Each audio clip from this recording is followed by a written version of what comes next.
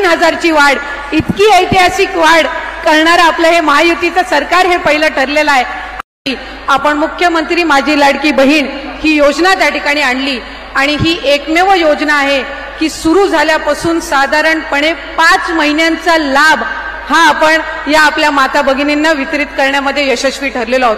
साहेब, आज देखत जवळपास 2,22,00,000 महिलांपर्यंत आपण मुख्यमंत्री माझी लाडकी बहीण या योजनेचा लाभ वितरित करू शकलेलो आहोत आणि साधारणपणे काल आणि आज आमचा लाभ सुद्धा म्हणजे जसा आधीच 3000चा लाभ हा आमच्या सर्व लाडक्या बहिणींच्या अकाउंटमध्ये डीबीटीद्वारे उपलब्ध करून दिलेला आहे आणि आज आपल्या मराठवाडा विभागातील साधारणपणे सर्वच महिलांना आम्ही कालच्या दिवसापासूनच हा लाभ उपलब्ध करून दिलेला आहे। आज आपल्या छत्रपती संभाजीनगरमध्ये साधारणपणे 617 कोटी आपण या योजनेच्या अंतर्गत उपलब्ध करून दिलेले आहेत आणि आजच्या या कार्यक्रमाच्या निमित्ताने जो दुसरा ऐतिहासिक निर्णय आणि खऱ्या अर्थानं महिलांना सक्षम करण्याचा आणि महिलांना सुरक्षित वातावरण देण्याच्या दृष्टिकोनातून महिला व बाल विकास विभागाअंतर्गत आपण पिंक रिक्षा योजना आणली आणि रत्नीस आशा सेविका असतील, सीआरपी असतील, त्याचबरोबर ग्रामसेवक, डेटा ऑपरेटर या सगळ्यांनीच मोठ्या प्रमाणामध्ये मेहनत घेतली